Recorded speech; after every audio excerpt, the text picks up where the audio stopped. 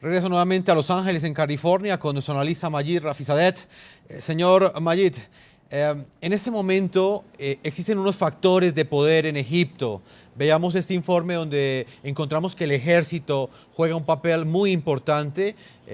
Prácticamente hace 7 semanas hicieron un golpe militar en esta nación árabe. ¿Usted cree que, de acuerdo con la forma como están organizados esos factores de poder, el ejército, la hermandad musulmana, cree usted que sí hay claridad frente a qué tipo de transición ellos avanzan? ¿Tienen claridad que avanzan hacia una transición democrática o cree usted que van camino a la dictadura nuevamente?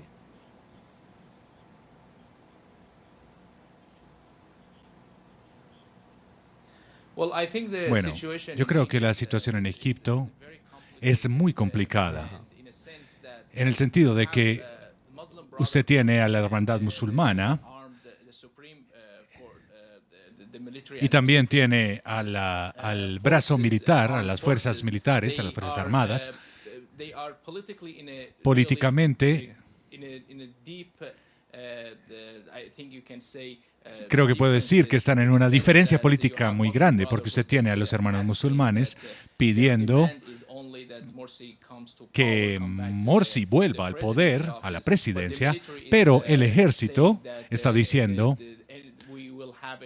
que habrá una transición democrática en la que Morsi no estará en la presidencia. Así que el vacío político entre estos dos movimientos, entre la hermandad musulmana y el ejército, es muy profundo para realmente reconciliarse, para que haya un puente. Y desafortunadamente esto llevará a más violencia dentro del país, porque ninguno de estos grupos, ni el ejército ni la hermandad musulmana, parece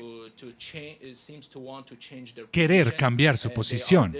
Ellos están determinados, ellos están manteniéndose en su posición y no van a alterarla. Pero yo creo que debemos entender aquí que, bueno, yo no creo que el ejército en Egipto pueda realmente planear cualquier tipo de transición democrática sin traer a la hermandad musulmana a la mesa.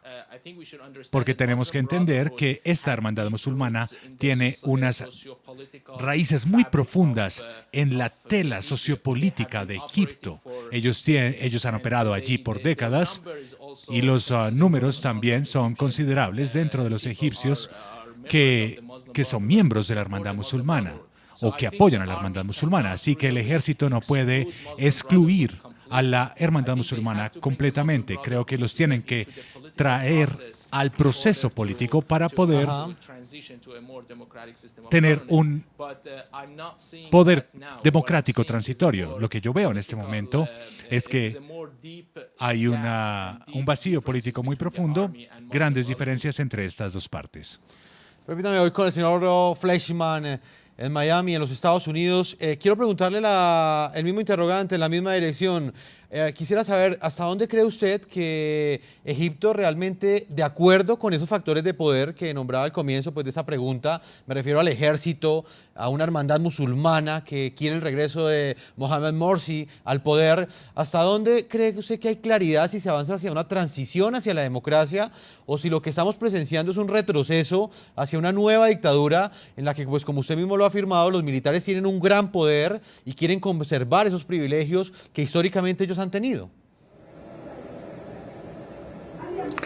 Bueno, obviamente yo estoy de acuerdo con lo que dijo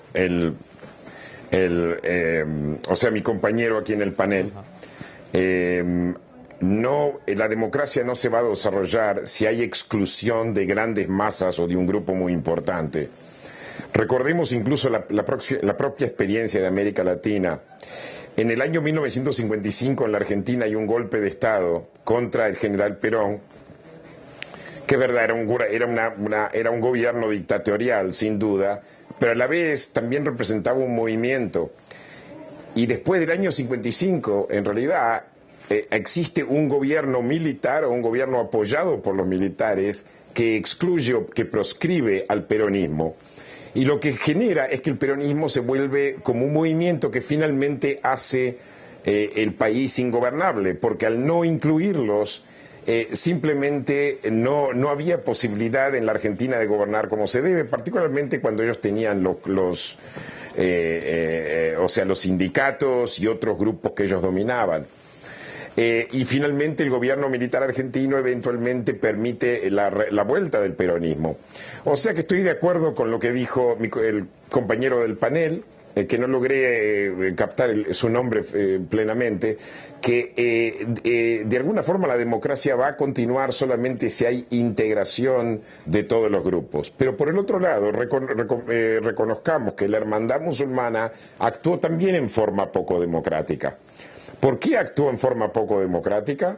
Porque simplemente actuaron según el principio de mayoritario, o sea, ganamos las elecciones, somos la mayoría, hacemos lo que queremos. Algo a propósito que también sucede en la Argentina con Cristina Kirchner, todo el tiempo habla de que ellos eran la mayoría y por eso tenía derecho a gobernar como quería, sin limitaciones. Así lo hizo la hermandad musulmana y así alienó a un montón de gente, incluyendo muchos de aquellos que lo habían apoyado. O sea que la hermandad musulmana tiene que cambiar su cultura y su forma de pensar. Y a mí me parece que seguir el modelo turco, como incluso la administración Obama estimuló a seguir el modelo turco de gobierno islámico. Y en mi opinión es incorrecto porque justamente es una democracia iliberal en Turquía. Es el mismo principio, somos mayoría, hacemos lo que queremos. Por eso hubo protestas. Entonces, lo que mejor podría hacer la hermandad musulmana en Egipto es seguir el modelo de Túnez.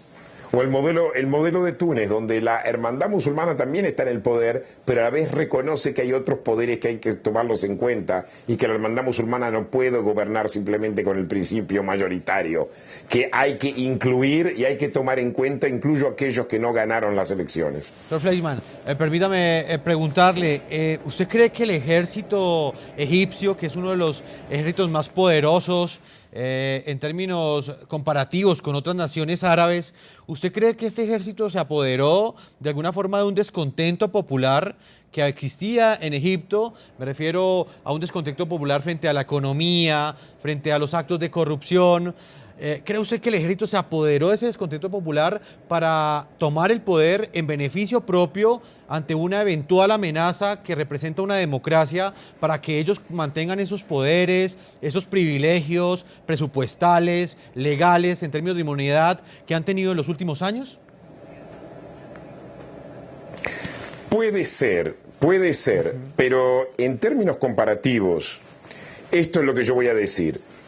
En el año 1973 hubo el famoso Pinochetazo. Pinochet, el ejército entra porque había una situación prácticamente de guerra civil en Chile, entre la derecha y la izquierda.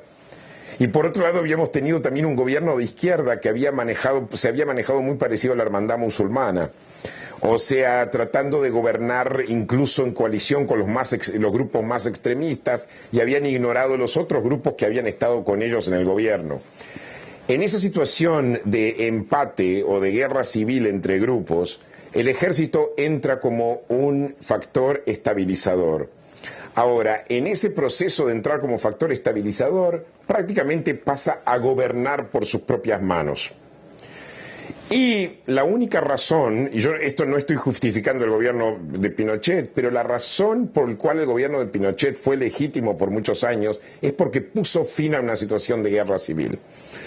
En Egipto fue totalmente prematuro, porque el ejército podía haberle hecho un planteo a la hermandad musulmana y a decir, o tú cambias la forma de gobernar, o pasas a ser más incluyente y pasas a tomar en cuenta más aquellos grupos que no son parte de la hermandad musulmana, o aquí va a haber un problema grande sin definirlo. Sin embargo, en un periodo muy pequeño, muy corto, le dieron 48 horas de plazo, lo dejaron prácticamente sin ninguna opción y tomaron el poder.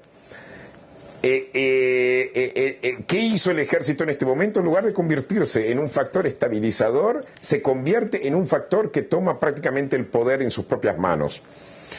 Y por eso termina con todas estas masacres también. Las masacres que hubo durante las protestas, después masacres dentro de las prisiones.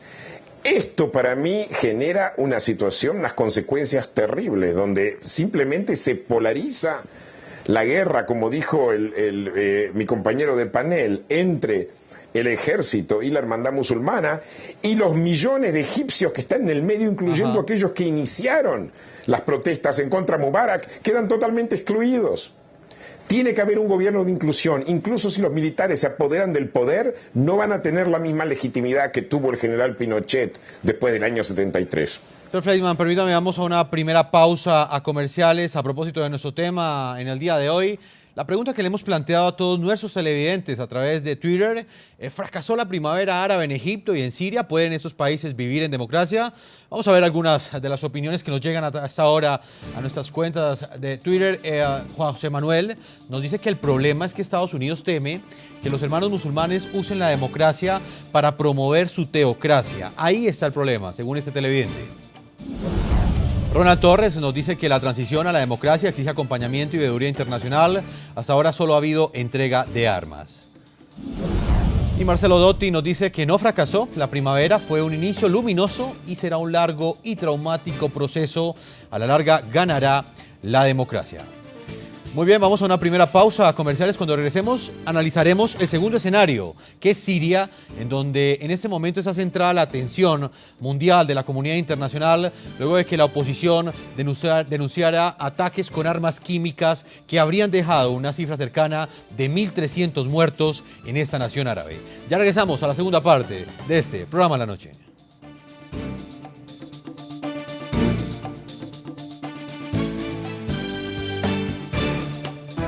Ya regresamos con La Noche.